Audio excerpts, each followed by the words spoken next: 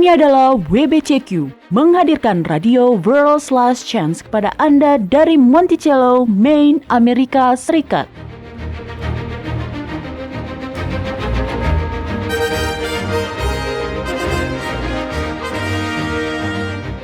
Kejahatan brutal, kerusuhan politik, ketidakstabilan keuangan, semuanya mengarah pada sebuah krisis yang akan datang, krisis yang belum pernah terjadi sebelumnya.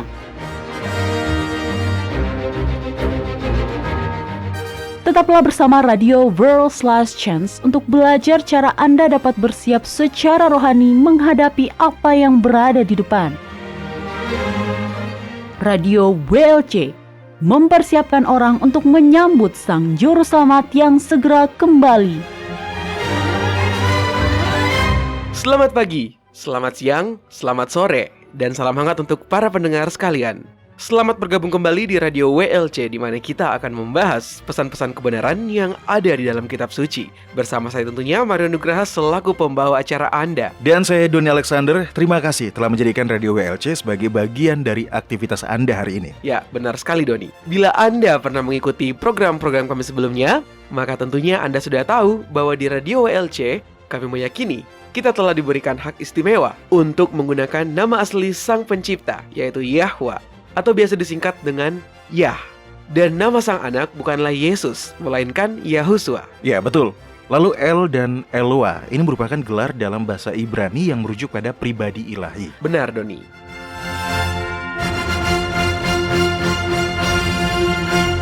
Ya, Doni. Ya. Saya ingin menanyakan sesuatu kepada Anda. Silahkan. Pernahkah Anda berdoa dan merasakan bahwa doa Anda seakan...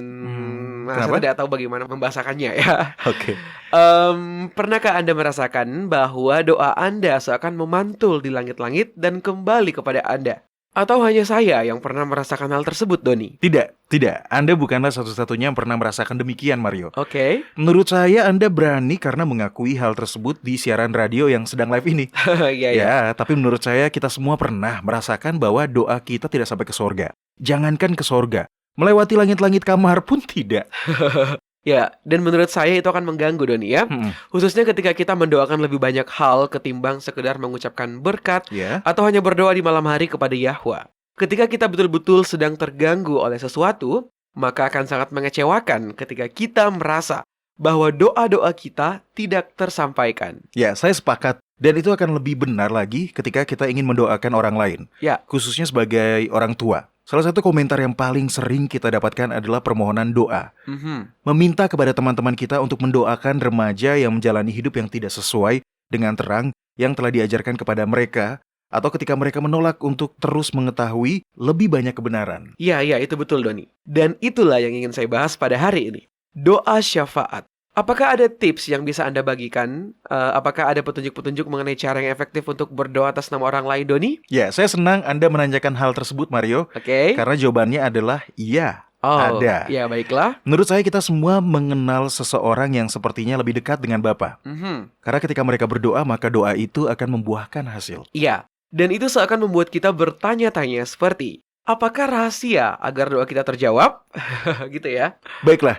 Sudah jelas ada ilmu mengenai berdoa dan prinsip-prinsip yang ingin saya bagikan kepada Anda adalah prinsip-prinsip yang bisa diterapkan di segala macam doa, bukan hanya di doa syafaat. Prinsip-prinsip itu sederhana dan tidak bertele-tele.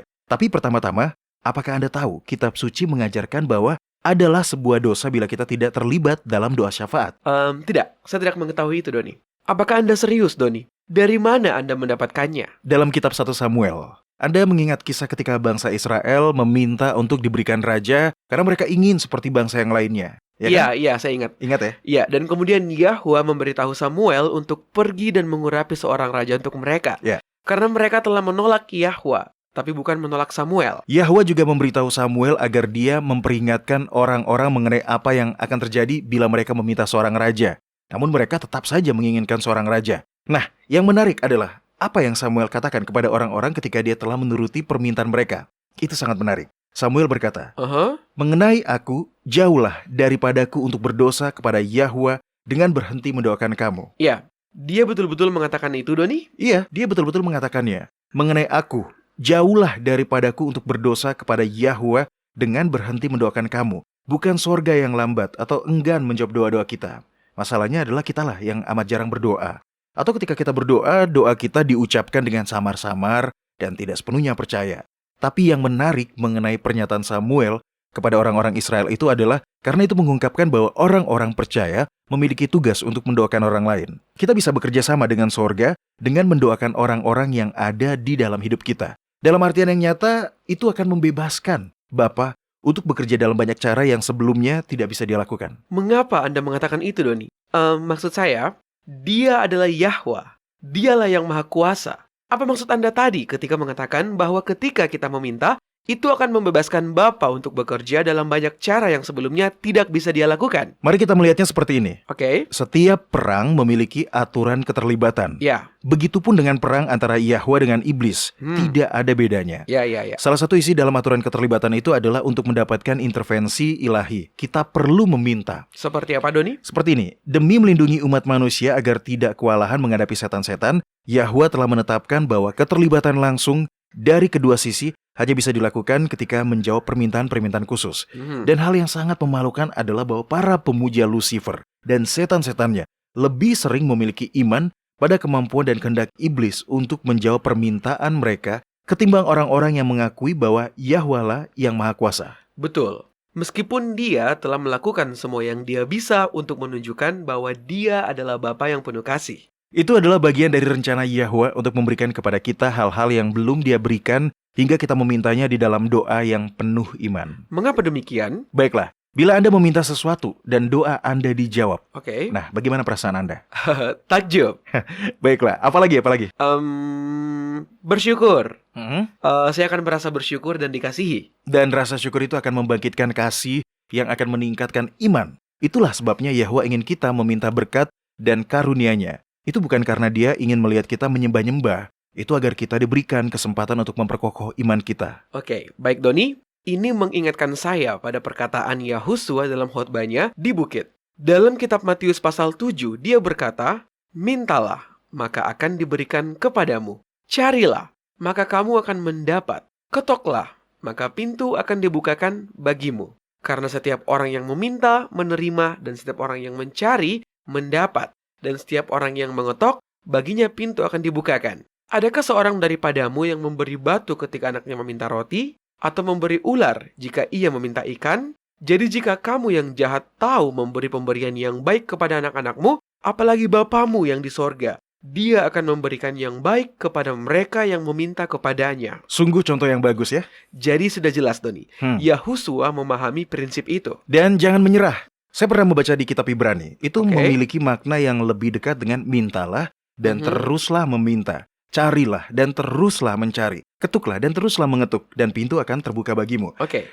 Jadi seharusnya kita tidak menyerah dan berasumsi bahwa Bapa tidak ingin menjawab doa kita. Dia ingin menjawabnya. Tapi sebelum itu, kita harus meminta kepadanya. Dan doa-doa yang paling senang dia jawab adalah permintaan tolong dan penyelamatan dari jeratan iblis. Baik, ya. Seperti para murid pada saat mereka berada di Danau Galilea. Mereka berteriak, "Tuhan, tolonglah, kita binasa." Itu adalah jenis doa yang selalu mendapatkan jawaban dengan cepat. Janji yang indah ya kan? Ya. Jaminan yang hebat. Dan ketika Anda telah dipenuhi oleh kasih terhadap Sang Juru Selamat, Anda juga akan mendapatkan tugasnya untuk menyelamatkan orang lain. Anda akan ingin melihat keluarga Anda dan teman-teman Anda. Mantan anggota gereja kita. Ya, mantan anggota gereja kita juga. Aha. Intinya, kita akan ingin melihat orang-orang yang penting bagi kita itu untuk diberkati oleh kebenaran yang kita juga kasihi. Oke. Tapi menurut saya, Doni, sesuai dengan pengalaman saya, khususnya ketika Anda telah mengambil keputusan untuk melangkah ke depan dan mengikuti kebenaran baru, Anda akan terpisah dari sistem kepercayaan yang telah dipegang secara umum. Sudah pasti.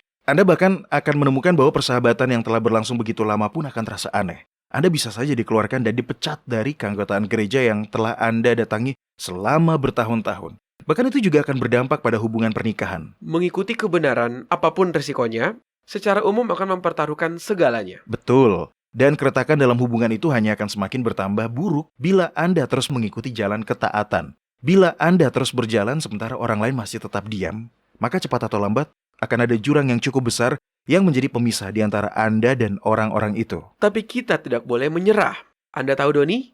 Sebenarnya saya pernah mendengar beberapa orang Kristen menyerah ketika seorang Kristen lainnya meninggalkan kebenaran. lalu mereka akan meninggalkannya. Kata mereka, dia telah bergabung dengan patung-patung sembahannya, jadi kita sudah tidak bisa melakukan apa-apa lagi padanya. Tapi yang seperti itu bukan sikap Yahusua kan, Doni? Ya, Sama seperti Samuel ketika menghadapi para pemberontak Israel. Kita harus berdoa lebih kuat lagi, tidak menyerah dan tidak meninggalkan mereka. dan disinilah kita bisa melakukan doa syafaat. Berdoa untuk orang lain adalah hal yang sangat penting. Para malaikat bekerja sama dengan sorga dalam menyelamatkan jiwa-jiwa manusia, dan bila kita mendoakan agar keselamatan itu juga diberikan dalam hidup kita, maka kita juga akan memiliki keistimewaan dari bekerja sama dengan sorga, yaitu untuk menyelamatkan jiwa-jiwa manusia. Ya, dan sepertinya Anda akan menjelaskan sesuatu di sini, Doni, ya. Ya, Kita tidak boleh egois dalam meminta sesuatu. Yahwa bukanlah seperti Sinterklas besar yang melintasi langit, di mana Anda bisa meminta apapun yang Anda inginkan, dan Dia akan memberikannya. Bukan. Kita meminta agar kita bisa memberikan apa yang kita minta itu kepada orang lain. dan itulah tepatnya yang dilakukan oleh Yahusua. Di dalam kitab suci dikatakan bahwa dia bangun pagi-pagi benar waktu hari masih gelap dan pergi keluar untuk berdoa. Nah, Anda tentunya tahu bahwa ketika dia berdoa pada saat itu, dia tidak meminta agar didatangkan kereta keledai yang bisa dia tumpangi agar dia tidak perlu lagi berjalan hingga ke Samaria.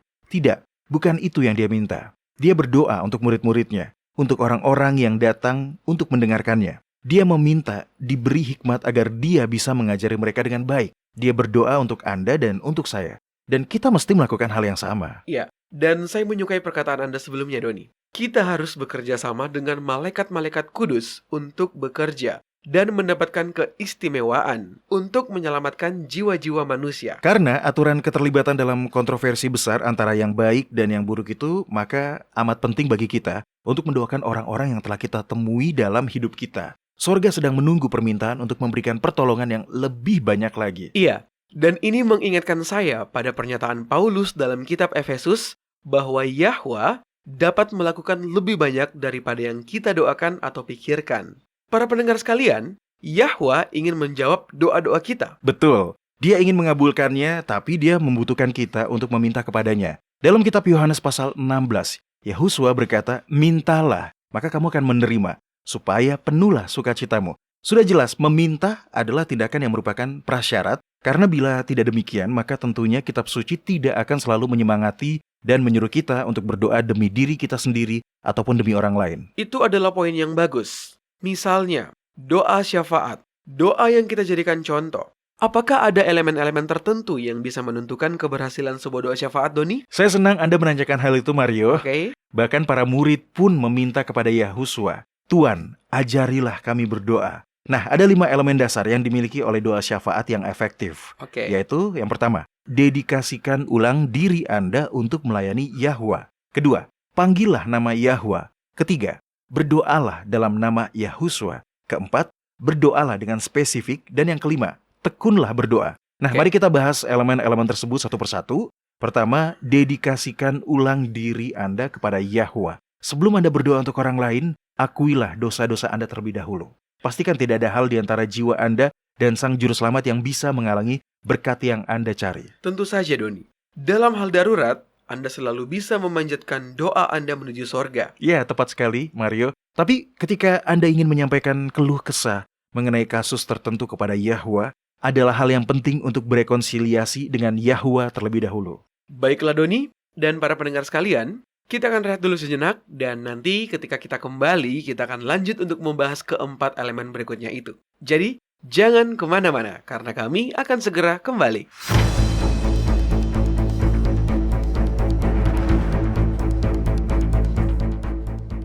Para pendengar, jika saya bertanya kepada Anda kapan sebuah hari dimulai, apa jawaban yang akan Anda berikan? Tengah malam? Itu adalah saat di mana sebuah tanggal berganti. Tetapi, jika saya bertanya kepada Anda kapan sebuah hari Sabat dimulai, apa jawaban Anda?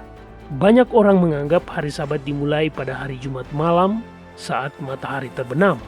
Namun, ada kebenaran yang mengejutkan, yaitu bahwa Alkitab benar-benar menyatakan kapan sebuah hari dimulai. Dan itu bukan di tengah malam atau pada saat matahari terbenam. Jika Anda ingin tahu kapan sebuah hari dimulai menurut ajaran Alkitab, kunjungi situs web kami di worldslastchance.com. Pilih bahasa Indonesia dan tontonlah video dengan judul Kapan Sebuah Hari Dimulai. Sekali lagi, tontonlah video dengan judul Kapan Sebuah Hari Mulai di worldslastchance.com.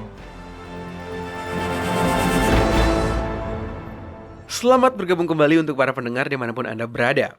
Sebelum rehat tadi, kita membahas tentang doa syafaat sebagai hak istimewa maupun sebagai tugas dalam mendoakan orang lain. Nah, para pendengar, tadi Doni telah memberikan 5 elemen yang bisa meningkatkan keberhasilan doa syafaat. Elemen-elemen tersebut adalah: yang pertama, dedikasikan ulang diri Anda untuk melayani Yahwa. Yang kedua, panggillah nama Yahwa. Yang ketiga, berdoalah dalam nama Yahuswa. Yang keempat, berdoalah dengan spesifik. Dan tekunlah berdoa. Itu yang terakhir, ya. Nah, Doni, silakan dilanjutkan. Ya, terima kasih Mario. Seperti yang kita katakan tadi, sebelum kita menyampaikan kasus tertentu kepada Yang Maha Kuasa, adalah hal yang penting untuk mendedikasikan ulang diri Anda kepada Yahwa terlebih dahulu. Pastikan tidak ada hal yang menghalangi Anda dalam mencari berkat yang Anda inginkan. Kedua, adalah sebuah hak istimewa bagi kita untuk memanggil nama Yahwa ketika kita berdoa. Kedengarannya ini sangat spesifik, Doni. Iya, memang demikian Mario. Oke. Ini adalah perintah yang sering kali diulang di dalam kitab suci. Dalam kitab Mazmur pasal 105 ayat 1 diperintahkan, bersyukurlah kepada Yahwa, serukanlah namanya. Nah, ini adalah poin penting yang tidak boleh kita abaikan. Menyerukan nama kudus, sembari memanjatkan rasa syukur, akan menginspirasi iman dalam hati kita untuk mampu meraih janji ilahi. Ini adalah bagian penting dari doa syafaat yang efektif. Iya, saya bisa memahami itu, Doni. Ketika Anda mengakui keagungan, kekuatan, dan kuasa Yahwa, maka kasih, rasa syukur, dan kepercayaan Anda akan meningkat. Dan itu juga akan memperkokoh iman Anda terhadap kuasa Yahwa dan kehendaknya dalam menjawab permintaan Anda. Itu adalah siklus yang indah antara iman dan kasih. Baiklah, elemen ketiga adalah berdoa dalam nama Yahuswa. Ini sungguh indah. Sang Juru Selamat telah mengajak kita untuk memanjatkan doa kita kepada Yahwa dalam namanya. Nah Mario, tolong bacakan kitab Yohanes 14, pasal 13 dan 14. Dan apa yang kamu minta dalam namaku, aku akan melakukannya, supaya Bapa dipermuliakan di dalam Anak. Jika kamu meminta sesuatu kepadaku dalam namaku, aku akan melakukannya. Itu hebat, Doni. Dan Anda tahu, semua hal yang diminta dalam nama Sang Juru Selamat akan didengarkan dan dijawab. Iya, tapi berdoa dalam namanya berarti lebih dari sekedar menutup doa Anda dengan ucapan, dalam nama Yahuswa, amin. Tapi itu berarti bahwa kita berdoa sesuai dengan kehendak Bapa. Seperti yang Yahuswa katakan di Taman Getsemani, tetapi bukanlah kehendakku, melainkan kehendak-Mu lah yang terjadi. Dan ketika kita melakukan itu, kita bisa percaya bahwa Yahwa akan mendengar dan memberikan jawaban. Silakan buka kitab Yohanes pasal 16 ayat 23 dan 24. Di dalamnya dituliskan salah satu ucapan terakhir Yahuswa kepada murid-muridnya sebelum dia dikhianati. Dan ucapan itu adalah sebuah dorongan untuk berdoa. Aku berkata kepadamu, sesungguhnya segala sesuatu yang kamu minta kepada Bapa akan diberikannya kepadamu dalam namaku. Sampai sekarang kamu belum meminta sesuatu pun dalam namaku. Mintalah, maka kamu akan menerima supaya penuhlah sukacitamu. Ini bukanlah merupakan sebuah jaminan bahwa orang yang Anda doakan akan membuat pilihan yang benar atau akan membuahkan hasil sesuai dengan yang Anda inginkan. Yahwa selalu menghargai kebebasan dalam memilih, kan Doni? Ya, bila seseorang dengan keras kepala tetap memilih untuk menolak kebenaran, memilih untuk tetap melakukan kebiasaan-kebiasaan yang berbahaya, atau bila orang tersebut masih berada dalam situasi tertentu dan Anda ingin mendoakannya, Yahwa akan memberikannya kebebasan untuk memilih. Namun, mendoakan situasi seseorang akan memberi kebebasan pada Yahwa untuk bekerja dengan cara yang biasanya tidak akan bisa dia lakukan karena adanya aturan keterlibatan dengan setan. Baiklah, selanjutnya elemen keempat. Berdoalah secara spesifik. Rasa takut terhadap doa-doa yang tidak terjawab kadang akan membuat orang-orang semakin samar dalam berdoa. Ya, tentu saja mereka memang berdoa, tapi cara mereka meminta sesuatu itu terlalu umum, terlalu luas. Karena itu bahkan ketika Yahwa menjawab doa-doa mereka, mereka masih belum bisa melihat jawaban itu. Oh iya, saya juga pernah melakukannya, Doni. Ya, menurut saya semua orang pernah melakukannya, Mario. Oh iya. Tapi, meminta Yahwa dengan mengatakan, tolong berkati Suster Johnson, adalah hal yang berbeda dengan meminta kepadanya, tolong berikan Suster Johnson pekerjaan yang membuatnya tetap bisa merayakan Sabat. Anda sudah bisa melihat perbedaannya kan? Perbedaannya besar, Doni. Ya. Itu mengingatkan saya pada perkataan Charles Spurgeon, seorang pengabar Injil hebat pada abad ke-19. Dia mengatakan, Terdapat beberapa jenis doa-doa yang umumnya gagal karena itu kurang tepat. Seperti satu resimen tentara yang menembakkan senjatanya ke segala arah. Mungkin memang akan ada seseorang yang akan terkena tembakannya. Tapi kebanyakan musuhnya tidak akan terkena satu tembakan pun. Ya, ya, itu adalah penggambaran yang bagus. Seperti menembak sesuatu dari jarak jauh dan berharap beberapa pecahan peluru itu akan mengenai target. Jadi, sekali lagi, jangan merasa takut untuk berdoa lebih spesifik lagi. Ketika Anda ingin mendoakan seorang teman yang sedang sakit, mintalah agar roh kehidupan yang telah membangkitkan Yahuswa dari kematian juga diberikan kepada orang tersebut agar kesehatannya kembali pulih. Ketika Anda makan di sebuah restoran dan ingin memanjatkan doa sebelum mulai menyantap hidangan Anda, mintalah pada Yahwa sebagai penyedia segala makanan agar semua kandungan berbahaya yang ada di dalam makanan itu akan dihilangkan dan membuatnya bisa dimakan tanpa menyebabkan keracunan. Ketika bos Anda marah dan merasa terganggu, berdoalah agar malaikat-malaikat kudus akan dikirimkan untuk menangkal pasukan kegelapan dan mengelilingi orang itu dengan atmosfer kedamaian dan terang sorgawi. Ketika Anda merasa bahwa ada keras hati, mintalah kepada Sang Pencipta untuk menciptakan ulang hati Anda dan membawanya ke jalan yang sesuai dengan kehendaknya yang ilahi. Itu indah. Ya, indah sekali. Mintalah pada Sang Pencipta untuk menjadi Sang Pencipta ulang kita. Tapi bukankah itu berbahaya bila kita terlalu spesifik, Doni? Bagaimana jika Anda meminta sesuatu yang bisa menyakiti Anda? Menurut saya, itulah salah satu alasan mengapa orang-orang berdoa dan meminta sesuatu yang terlalu umum atau luas. Tidak ada yang berbahaya dalam berdoa dengan sangat spesifik bila dalam setiap doa Anda menyerahkan kehendak Anda kepada kehendak ilahi. Lakukanlah seperti yang dilakukan oleh Yahuswa. Dalam meminta segala sesuatu, kehendak Yahwalah yang akan terjadi. Dan ketika Anda melakukan itu, klaimlah jasa darah Yahuswa. Apa maksud Anda, Doni? Bagaimana cara melakukan itu ketika berdoa? Ketika Anda ingin mendoakan seseorang atau situasi tertentu, klaimlah jasa darah Yahuswa untuk melindungi diri Anda atau sebagai orang yang mendoakan dan orang yang Anda doakan. Ya. Bahkan Anda bisa membuka kitab Matius pasal 27 dan menunjukkan Kalvari sebagai alasan agar sorga mau bekerja dengan penuh kuasa demi Anda. Ingat, hanya dengan melalui jasa darah Yahuswa di Kalvari lah kita bisa mendapatkan anugerah ilahi yang berkelanjutan. Klaimlah jasa darah Yahuswa, supaya itu tidak hanya mengampuni dosa-dosa Anda, tapi juga mengampuni dosa-dosa orang yang Anda doakan. Bila kondisi tertentu juga melibatkan orang lain seperti para dokter, para pengacara, para atasan, dan lain-lain, doakanlah mereka juga. Adalah hal yang sangat penting untuk mengklaim jasa darah Yahuswa ketika kita melakukan doa syafaat. Dosa akan memisahkan orang-orang dari sumber kuasa dan kedamaian. Itulah sebabnya penting bagi orang-orang untuk meminta pengampunan atas dosa-dosa mereka, agar mereka bisa memastikan tidak ada yang menghalangi jalan untuk mendapatkan berkat yang diinginkan. Kalau dipikir-pikir, baik Yahuswa maupun Stefanus berdoa agar dosa orang-orang yang membunuh mereka dapat diampuni. Ya, itu benar. Anda tahu, Doni? Ya? Saya baru-baru ini mendapatkan pengalaman yang sepertinya bisa membenarkan apa yang Anda katakan mengenai memohon pengampunan atas dosa-dosa orang yang Anda doakan itu. Pada saat itu, saya sedang berada di toko sepatu untuk membeli sepatu lari yang baru. Tidak jauh dari tempat saya, ada seorang wanita yang sedang memiliki mood yang sangat buruk. Maksud saya, perasaannya betul-betul kacau, Doni. Dia tampak sedang memarahi putrinya. Kamu akan mengenakan apa yang saya belikan untukmu hari ini. Jadi saya tidak peduli apa yang kamu inginkan. Saya yang memegang kendali. Ini adalah uang saya dan kamu akan menggunakan barang yang kubelanjakan untukmu itu ke sekolah. Jujur, Doni, saya terkejut mendengar omelan seperti itu di depan publik. Dengan santai, saya berjalan melewati tempat di mana wanita itu berada, dan saya melihat seorang remaja bersamanya. Dia betul-betul kelihatan malu dan menyedihkan, karena menjadi sasaran amarah ibunya di depan umum. Ketika ibunya dengan marah menunjukkan beberapa pasang sepatu yang dia anggap pantas, gadis itu berusaha memprotes dengan berkata, itu adalah sepatu untuk wanita dewasa. Tapi ibunya tidak ingin mengalah. Dia berkata, saya tidak peduli. Sayalah yang membeli sepatu itu.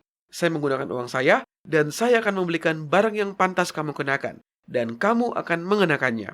Nah, Doni, jujur, saya bersimpati pada gadis itu. Dan sang ibu membuat saya tidak enak. Tapi saya memutuskan untuk mendoakan situasi itu dan melakukan beberapa hal yang telah Anda bahas tadi, Doni.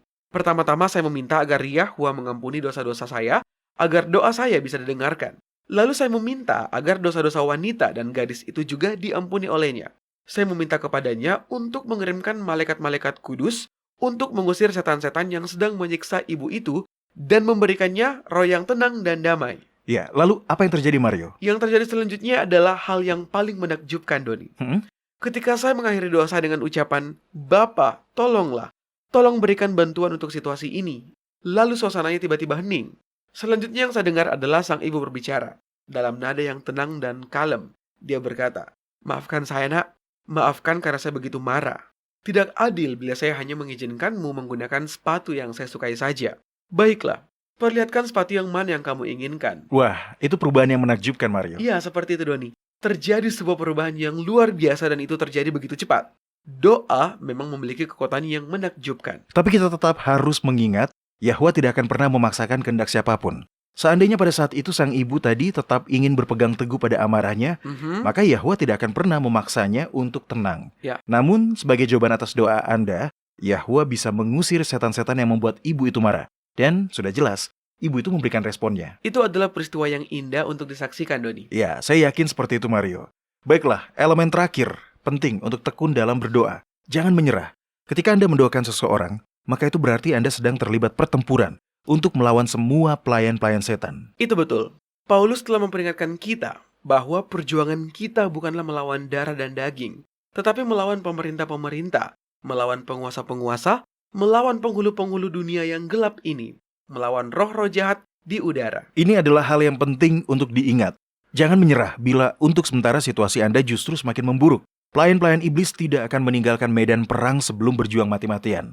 Roger Morneau menulis beberapa buku mengenai kekuatan doa. Dan di dalam salah satu buku-buku tersebut, dia menceritakan kisah mengenai sepasang orang tua yang anaknya telah beranjak dewasa dan menderita kerusakan otak akibat penyalahgunaan obat-obatan. Sungguh menyedihkan, Doni, ya? Ya, itu adalah hal yang sulit bagi orang tua yang sudah tidak lagi muda. Sang anak sudah tidak bisa lagi merawat dirinya sendiri. Jadi dia tinggal bersama orang tuanya dan terus merokok tanpa henti selama berjam-jam. Terkadang dia tiba-tiba menjadi begitu sangat marah dan bicaranya tidak jelas. Orang tuanya pun merasa sakit hati. Saya tidak bisa membayangkan apa saja yang telah mereka alami, Doni. Nah, sang ibu kemudian menghubungi Roger Morneau yang kemudian menyarankan mereka untuk berdoa dan meminta kepada Yahwa untuk mengembalikan kemampuan sang anak untuk kembali mengagungkan Yahwa dan memperkokoh iman orang lain. Itu bagus. Meminta kepada Yahwa untuk menggunakan situasi tersebut untuk memberkati orang lain dan memperkokoh iman mereka. Itu adalah doa yang bagus, kan? Ya. Nah, pada awalnya tidak ada peningkatan yang cepat, tapi mereka tetap berdoa. Akhirnya, setelah beberapa bulan, sang ibu begitu senang ketika melihat sang anak mengalami peningkatan. Cara berbicaranya menjadi lebih jelas. Dan untuk pertama kalinya setelah bertahun-tahun, dia meminta kepada sang ibu untuk memotong rambutnya. Beberapa bulan setelah kejadian itu, sang anak memberitahukan ibunya bahwa dia akan berhenti merokok. Apakah dia betul-betul melakukannya, Doni? Pada awalnya sang ibu sedikit skeptis. Oke. Sang anak telah berusia 30-an. Dia telah merokok selama bertahun-tahun. Sang ibu tidak betul-betul berpikir bahwa anaknya bisa berhenti merokok. Tapi sang anak melakukannya. Dia tidak pernah merokok lagi, Mario. Itu luar biasa. Ya, tentu saja kedua orang tua itu berterima kasih kepada Yahwa atas segala perubahan baik yang terjadi pada anak mereka. Tapi setelah sekitar 1 tahun lamanya, sang ibu mengaku kepada Roger Morneau bahwa imannya mulai bimbang. Apakah kondisi anaknya itu akan dipulihkan sepenuhnya? Karena kemampuan mental sang anak masih terluka parah karena penyalahgunaan obat-obatan selama bertahun-tahun. Ketika dia berkeluh kesah kepada Morneau soal itu, Morneau kemudian menyemangati sang ibu itu untuk terus berdoa dan memperlihatkan kitab Yakobus pasal 1 ayat 6 dan 7 kepadanya. Tunggu sebentar, Doni. Saya ingin membacakan ayat tersebut. Ya, silakan. Dikatakan, hendaklah dia memintanya dalam iman, dan sama sekali jangan bimbang. Sebab orang yang bimbang sama dengan gelombang laut, yang diombang-ambingkan kian kemari oleh angin. Orang demikian, janganlah mengira bahwa dia akan menerima sesuatu dari Yahwa. Baiklah, lalu apa yang terjadi selanjutnya, Doni? Nah, sekitar 2 minggu kemudian, sang ibu menghubungi Morneau, dia menangis begitu hebatnya. Oke. Sehingga Morneau kesulitan untuk mendengar apa yang ibu itu katakan. Ternyata, amarah sang anak tiba-tiba meledak dan dia menjadi begitu ganas. Dia melemparkan furnitur keluar jendela dan mengancam kedua orang tuanya. Sang ayah terpaksa menghubungi polisi dan sang anak akhirnya dibawa ke rumah sakit jiwa. Masih sementara menelpon Morneau, sang ibu terisak dan berkata, "Saya benci untuk mengatakan ini. Tapi sepertinya saya telah kehilangan kepercayaan saya terhadap kekuatan doa. Saya tidak akan merepotkan Yahwa dengan kebutuhan saya lagi." Itu sungguh buruk. Sangat menyedihkan. Lalu apa yang terjadi, Doni? Morneau menolak untuk berhenti berdoa. Dia berkata, "Jangan berhenti sekarang. Saya akan berdoa lebih giat lagi. Setan sedang berusaha untuk mematahkan semangat Anda. Dia ingin membuat Anda berhenti berdoa." Lalu kemudian dia mengatakan sesuatu yang harus kita ingat bila keadaan menjadi sulit. Dia berkata, "Anggap ini sebagai penyemangat untuk berdoa lebih giat lagi. Karena setan hanya akan menyerang seperti ini ketika pasukan terang telah menang." Sungguh pemikiran yang luar biasa. saya akan mengingat hal tersebut. Anggap serangan setan sebagai pertanda bahwa Yahwa akan menjawab doa-doa kita. Saya menyukai itu. Beberapa hari kemudian sang anak itu terbangun di rumah sakit dan dia merasa betul-betul sempurna. Hasil tes telah menunjukkan bahwa dia telah sehat secara mental, pikiran, dan tubuhnya juga telah sehat. Luar biasa. Itu mengingatkan saya pada sebuah kutipan yang pernah saya baca, Doni. Di dalamnya dikatakan, tidak ada bahaya yang akan membuat Yahwa mengabaikan doa-doa umatnya. Yang berbahaya adalah ketika mereka patah semangat dan gagal untuk tetap tekun dalam berdoa. Tepat sekali, Mario. Sudah sering terjadi peristiwa di mana Bapak ingin menjawab doa-doa kita.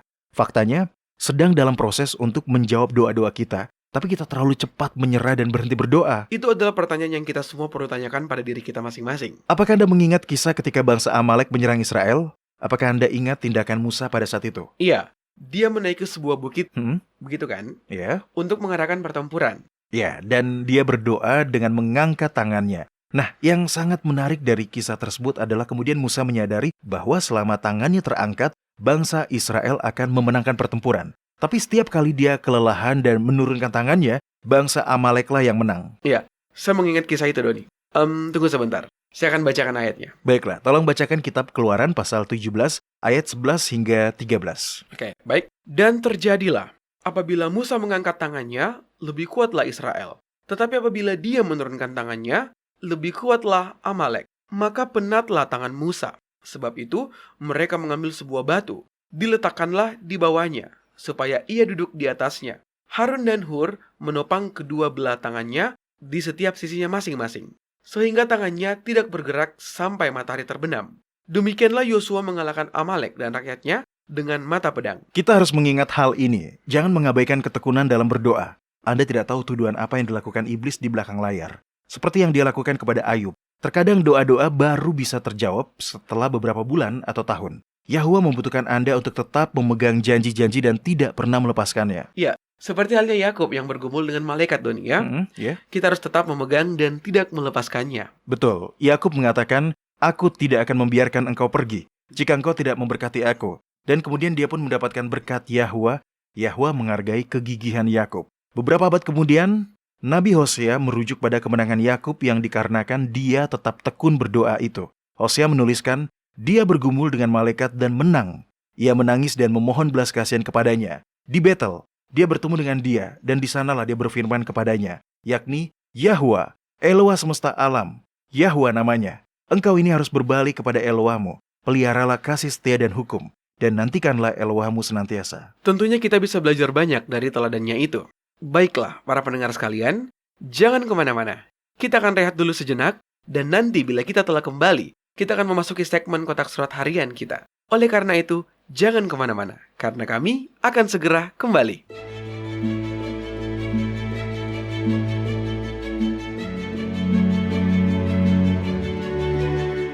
Anda mendengarkan radio World's Last Chance di WBCQ yang mengudara pada gelombang 31 meter di frekuensi 9330 kHz.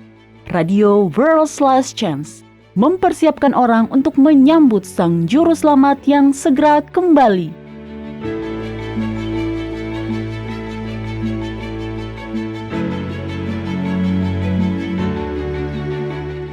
Rasul Paulus berdoa bagi orang-orang percaya di Efesus agar mereka tidak diombang-ambingkan oleh rupa-rupa angin pengajaran, oleh permainan palsu manusia dalam kelicikan mereka yang menyesatkan. Bahaya itu sangat nyata, khususnya pada saat sekarang. Ada banyak pendapat di mana-mana.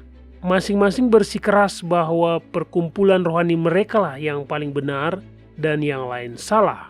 Terkadang dalam mengungkap lebih banyak terang akan tampak bahwa beberapa kebenaran bertentangan dengan kebenaran lain. Untuk mempelajari apa yang dapat Anda lakukan ketika itu terjadi pada Anda, kunjungilah worldslastchance.com. Pilih bahasa Indonesia dan baca artikel yang berjudul Besaran Bobot Bukti.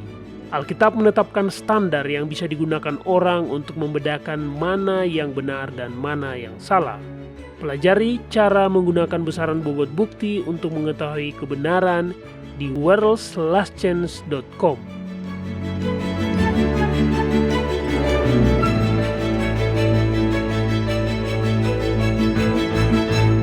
World's Last Chance berdedikasi untuk mempersiapkan orang menyambut Sang Juru Selamat yang segera kembali. Acara siaran radio harian kami tersedia dalam 7 bahasa berbeda dari seluruh dunia dan masih banyak bahasa-bahasa lain lagi yang akan mengudara. Video-video dan artikel-artikel kami telah diterjemahkan ke dalam lebih dari 30 bahasa berbeda. Dan kami tidak hanya fokus pada salah satu poin pengajaran. Kami bersedia untuk bekerja sama dengan surga untuk membawa semua kebenaran ke dunia. Artikel-artikel dan video-video kami mencakup berbagai topik-topik penting pada pertumbuhan dan pembangunan dari perjalanan kekristenan. Kami menghadirkan materi yang mencakup kesalehan praktis di dalam kehidupan sehari-hari, doktrin Alkitabiah yang benar-benar hanya didasarkan pada firman Yahwa, kalender Sang Pencipta, dan nubuatan akhir zaman yang penting untuk Anda ketahui. Kami bahkan membahas berbagai macam angin pengajaran yang palsu yang telah digunakan oleh setan untuk menipu banyak orang. Dan mengungkapkan mengapa itu salah dan apa yang benar berdasarkan Alkitab. Kunjungilah kami hari ini di worldslastchance.com. Pelajarilah kebenaran di hari-hari terakhir ini.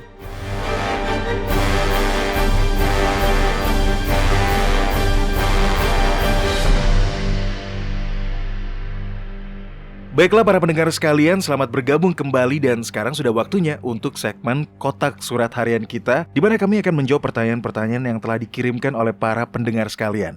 Nah, Mario, pertanyaan apa yang kita dapatkan untuk hari ini? Baik Doni, kita mendapatkan sebuah pertanyaan yang bagus.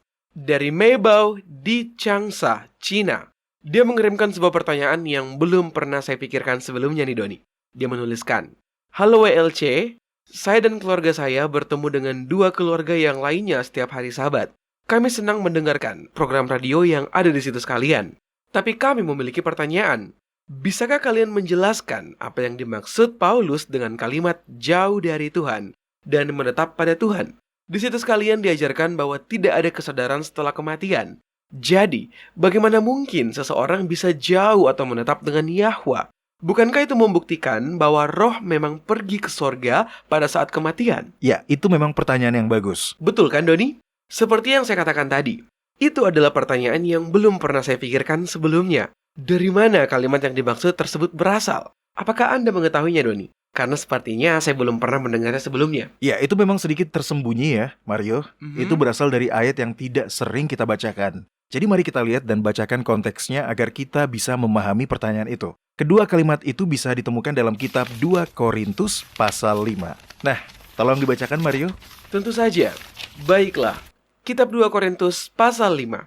Ayat 5 hingga 8 kan Doni? Ya, benar sekali. "Maka oleh karena itu, hati kami senantiasa tabah, meskipun kami sadar bahwa selama kami mendiami tubuh ini, kami masih jauh dari Tuhan. Sebab hidup kami ini adalah karena percaya, bukan karena melihat. Tetapi hati kami tabah, dan terlebih suka kami beralih dari tubuh ini untuk menetap pada Tuhan."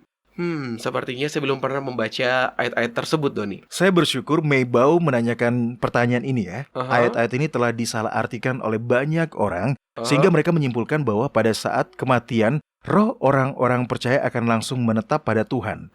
Orang-orang itu merujuk pada ayat 2, beberapa ayat sebelum yang Anda bacakan tadi, Mario.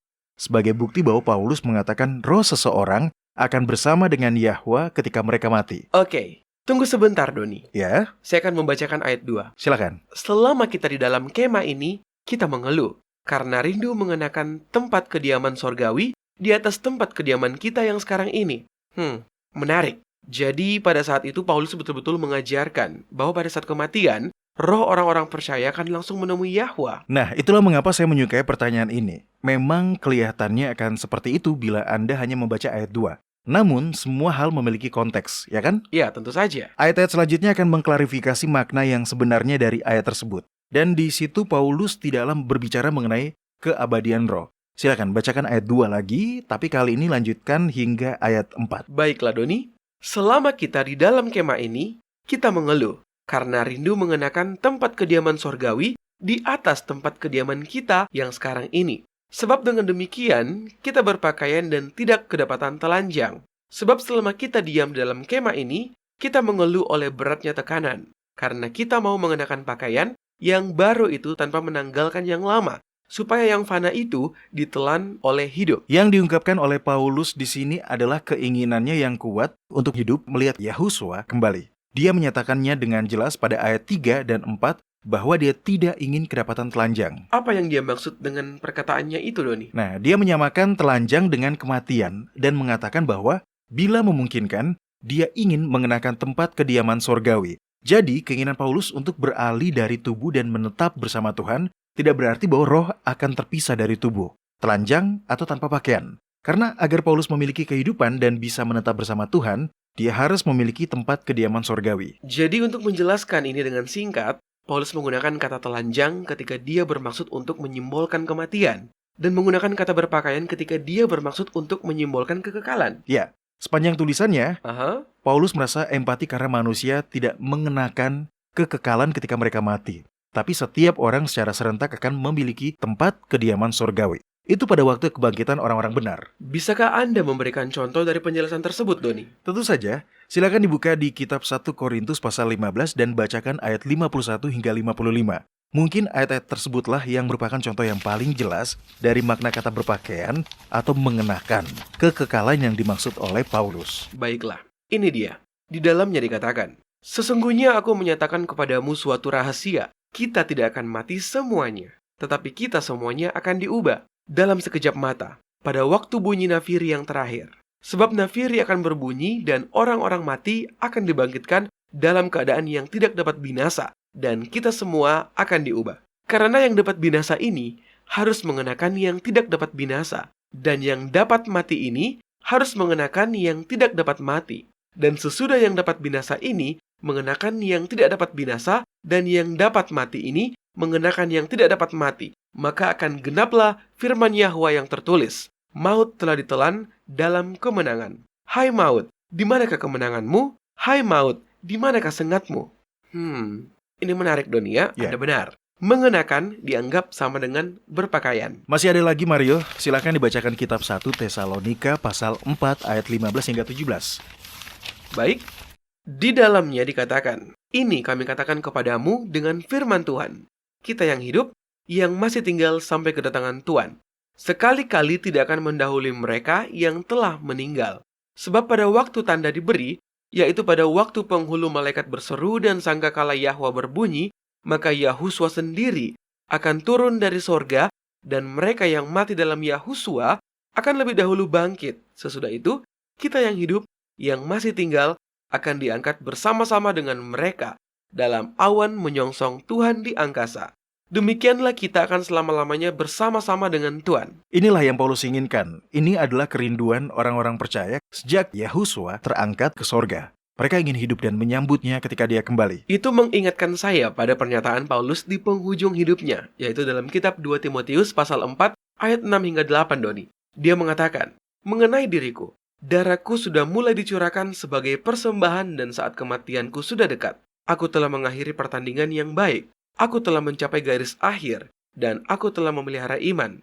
Sekarang telah tersedia bagiku mahkota kebenaran yang akan dikaruniakan kepadaku oleh Yahusua, Hakim yang adil, pada harinya. Tetapi bukan hanya kepadaku, melainkan juga kepada semua orang yang merindukan kedatangannya."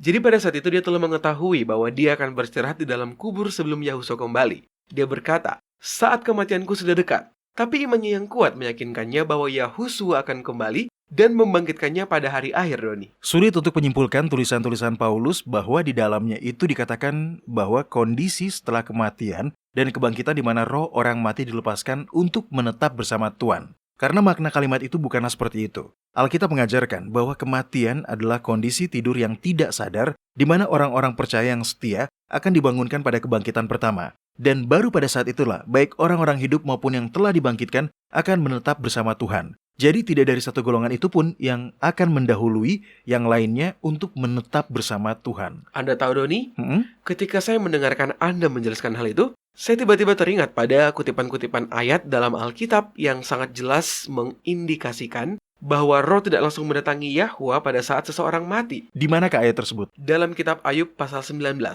Di sini, Ayub mengungkapkan imannya yang kuat, bahwa bahkan setelah dia mati dan tubuhnya rusak, suatu saat dia tetap akan menemui Sang Pencipta. Saya akan membacakannya dan tolong disimak. Anda akan menemukan bahwa dia tidak berharap akan langsung menemui Yahwa ketika dia mati. Ayub tahu bahwa itu akan terjadi di masa depan. Dia berkata, "Tetapi aku tahu, penebusku hidup, dan akhirnya dia akan bangkit di atas debu. Juga sesudah kulit tubuhku sangat rusak, tanpa dagingku pun aku akan melihat Yahwa. Aku sendiri akan melihat memihak kepadaku. Mataku sendiri menyaksikannya, dan bukan orang lain.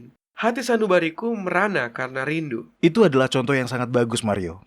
Terima kasih karena telah menambahkan penjelasan tersebut, Mario. Jadi sebagai ringkasan, ketika Anda melihat bobot bukti-bukti yang ada di dalam kitab suci, Anda tidak bisa menggunakan 2 ayat dalam kitab 2 Korintus pasal 5 sebagai bukti bahwa roh Anda akan langsung bertemu Yahwa ketika Anda mati. Nah, ketika seseorang mati, mereka hanya akan tertidur di dalam kubur. Ya, itu juga yang dikatakan oleh Yahusua kan, Doni?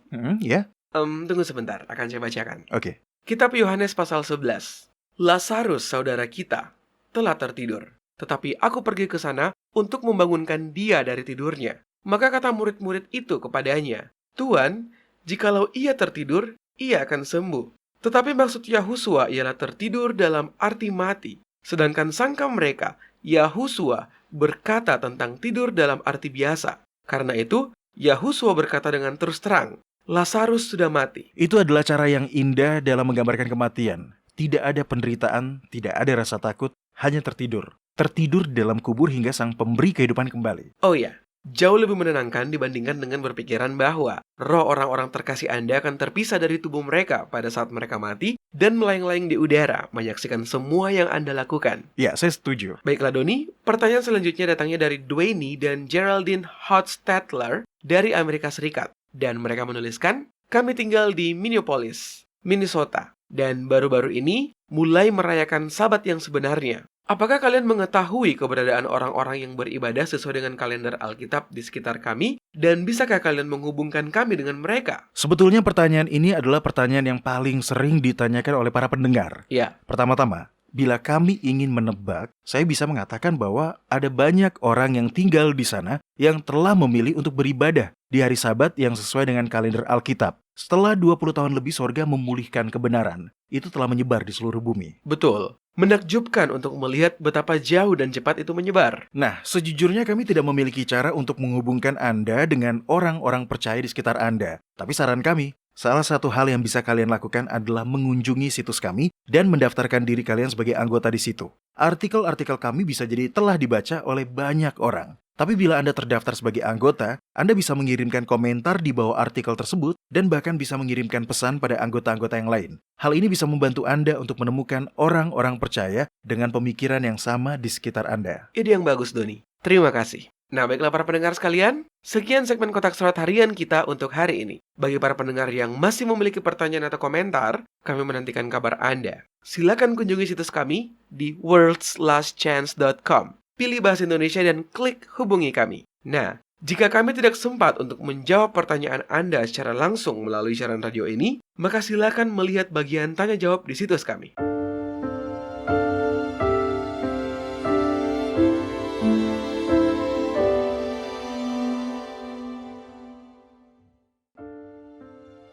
Anda menyukai apa yang Anda dengar? Kunjungi situs kami di worldslastchance.com untuk mendengarkan episode-episode lain dari program radio kami. Radio World's Last Chance mempersiapkan orang untuk menyambut Sang Juru Selamat yang segera kembali.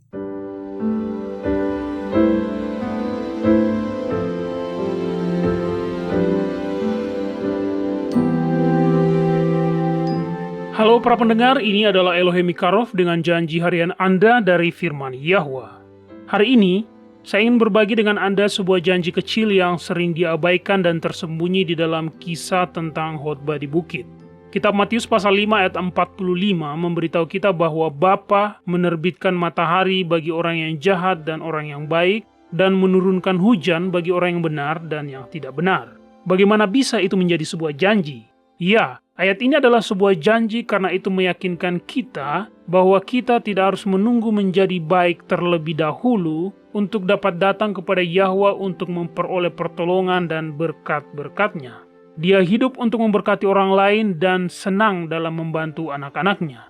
Percayalah pada karakternya ini. Terlepas dari seberapa gelap jalan hidup Anda, atau betapa berbatunya jalan hidup itu, temukanlah berkat-berkat Bapa di dalam hidup Anda. Johnson Ottman Jr. memahami pentingnya mengenali berkat-berkat setiap hari dalam kehidupan seseorang. Berkat-berkat ini adalah sidik jari Yahwa dan kita akan dikuatkan ketika kita menghitungnya satu persatu. Ottman menulis lebih dari 5.000 lagu sebelum kematiannya pada tahun 1922.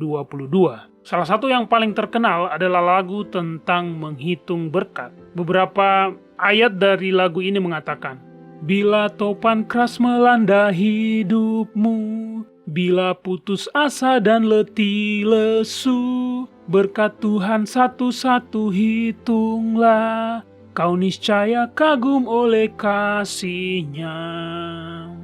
Adakah beban membuat kau penat? Salib yang kau pikul menekan berat. Hitunglah berkat-Nya pasti kau lega, dan bernyanyi terus penuh bahagia. Dalam pergumulanmu di dunia, janganlah khawatir, Tuhan adalah. Hitunglah berkat sepanjang hidupmu, yakinlah malaikat menyertaimu." Kemudian pada bagian refrennya tertulis, "Berkat Tuhan mari hitunglah, kau kan kagum oleh kasih-Nya. Berkat Tuhan mari hitunglah, kau niscaya kagum oleh kasih-Nya. Berkat Tuhan mari hitunglah, kau kan kagum oleh kasih-Nya. Berkat Tuhan mari hitunglah, kau niscaya kagum oleh kasih-Nya." Ya, ini adalah rahasia dari arahan Paulus dalam kitab 1 Tesalonika pasal 5 yang berkata, "Bersukacitalah senantiasa, tetaplah berdoa dan mengucap syukurlah dalam segala hal." Sebagai pendeta dan pembawa acara radio, Woodrow Kroll berkata, "Berkonsentrasilah untuk menghitung berkat-berkat Anda dan Anda akan memiliki sedikit waktu untuk mengkhawatirkan hal-hal yang lain." Jadi para pendengar, jangan biarkan perasaan tidak layak menyebabkan Anda meragukan janji-janji Yahwa. Tak satu pun dari kita yang layak. Ingat, Dia menerbitkan matahari bagi orang yang jahat dan orang yang baik. Dan Dia menyirami ladang orang-orang yang benar dan yang tidak benar. Dan Dia mengirimi Anda berkat juga. Kepada kita telah diberikan janji-janji yang besar dan berharga. Majulah dan mulailah mengaminkannya.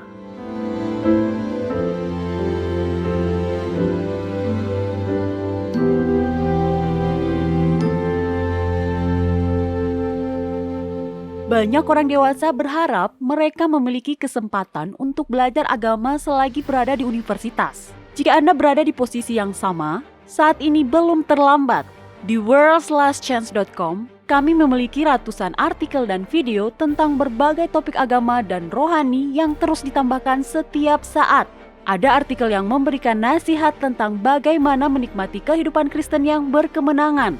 Artikel-artikel lain menyelidiki secara mendalam bagian-bagian Alkitab yang salah dimengerti dan menjelaskan apa arti bagian itu dalam bahasa Ibrani yang asli. Kami juga menyajikan banyak artikel dan video tentang nubuatan. Paulus memberitahu Timotius, segala tulisan yang diilhamkan Yahwa memang bermanfaat untuk mengajar, untuk menyatakan kesalahan, untuk memperbaiki kelakuan, dan untuk mendidik orang dalam kebenaran. Dengan demikian, tiap-tiap manusia kepunyaan Yahwa menjadi sempurna dan diperlengkapi sepenuhnya untuk setiap perbuatan baik. Jika Anda membaca dengan seksama materi di situs kami, Anda akan memiliki landasan yang menyeluruh bukan hanya pada kebenaran doktrinal, tetapi Anda juga akan mempelajari rahasia-rahasia cara berdoa yang efektif dan cara belajar Alkitab sehingga Anda dapat menemukan kebenaran untuk diri Anda sendiri. Kunjungi situs web kami di worldslastchance.com. Tidak ada kata terlambat untuk memulai. worldslastchance.com mempersiapkan orang untuk menyambut Sang Juru Selamat yang segera kembali.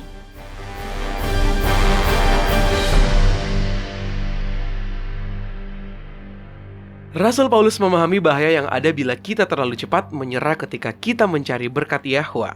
Dia menekankan, sebab itu janganlah kamu melepaskan kepercayaanmu, karena besar upaya yang menantinya. Sebab kamu memerlukan ketekunan, supaya sesudah kamu melakukan kehendak Yahwa, kamu memperoleh apa yang dijanjikan itu. Yahwa ingin kita untuk datang padanya, untuk meminta bantuan. Ingat, bukankah dia merasakan apa yang kita rasakan? Anda tidak bisa meminta kepadanya sesuatu yang tidak bisa dia berikan. Dan dia sangat senang untuk menjawab doa yang dipanjatkan dengan iman. Kitab suci dipenuhi janji-janji yang juga bisa Anda klaim untuk orang lain. Dan janganlah menyerah ketika orang-orang yang Anda kasihi tampak tidak peduli terhadap kebenaran. Yahusua mengajarkan kepada murid-muridnya bahwa mereka harus selalu berdoa dengan tidak jemu-jemu. Saya ingin membagikan kutipan yang menurut saya bisa membesarkan hati kita. Silakan Doni. Dikatakan, tidak seorang pun yang hatinya dipenuhi penyesalan akan ditolak oleh Yahwa. Tidak satu pun doa orang-orang percaya yang akan hilang. Di tengah kumandang kidung sorgawi, Yahwa mendengarkan teriakan tangis umat manusia yang terlemah. Kita mencurahkan kerinduan hati kita di dalam tempat-tempat pribadi kita. Kita menghela doa sembari kita berjalan dan permohonan-permohonan kita akan mencapai tahta Sang Penguasa Semesta. Suara itu mungkin tidak bisa didengarkan oleh telinga manusia, tapi suara itu tidak bisa mati dalam keheningan dan juga tidak bisa hilang di dalam aktivitas yang sedang berjalan. Tidak ada yang bisa menenggelamkan keinginan roh kita. Itu akan bangkit di tengah gemuruh jalanan, di atas kebingungan orang banyak, menuju tahta sorgawi. Kepada Yahwa lah kita berbicara, dan doa kita akan didengarkan. Amin. Bila hati kita dikuatkan seperti itu, tidak ada seorang pun yang tak ingin mendoakan orang lain. Dan waktu kita hampir habis. Kita sedang berada di puncak peristiwa-peristiwa yang akan menggentarkan bumi. Bila Anda ingin melihat orang terkasih Anda terselamatkan, mulailah berdoa hari ini. Berdoalah secara spesifik. Klaimlah jasa darah Yahusua sebagai alasan Anda berdoa bagi orang-orang dan jangan menyerah. Ingatlah, doa akan menggerakkan tangan yang maha kuasa. Yahwa sedang bekerja keras untuk mendapatkan rasa percaya diri Anda. Dia senang bila anak-anaknya menumpahkan beban mereka kepadanya. Bila mereka meminta kekuatan, hikmat, dan kedamaian. Seperti yang seorang penulis katakan, bila Anda mempunyai hati dan suara untuk berdoa, Dia pasti akan mendengarkannya, dan sebuah tangan akan diulurkan kepada Anda untuk menyelamatkan Anda. Kita menyembah Tuhan yang selalu menjawab doa-doa kita. Bawalah kekhawatiran Anda, keprihatinan Anda, orang-orang terkasih Anda, ke hadapan Yahwa yang akan menjawab segala doa. Dia mendengarkan, Dia peduli, dan Dia akan menjawab doa-doa Anda. Baiklah para pendengar sekalian, bergabunglah lagi bersama kami besok. Sampai jumpa, dan ingat, Yahwa mengasihi Anda, Dan Dia aman untuk dipercaya.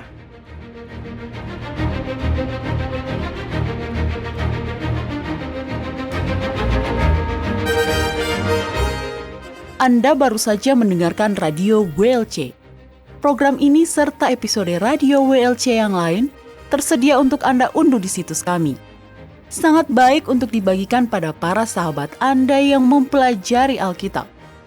Ini juga sumber yang bagus bagi orang-orang yang beribadah kepada Yahwa sendirian atau di rumah.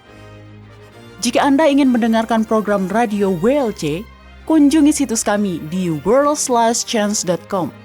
Klik ikon Radio WLC di bagian kanan atas beranda. Di sini Anda dapat mengunduh episode dalam bahasa pilihan Anda. Tersedia juga artikel dan video dalam berbagai bahasa. Bergabunglah bersama kami besok untuk menerima berbagai pesan kebenaran lain di WBCQ yang mengudara pada gelombang 31 meter di frekuensi 9330 kHz.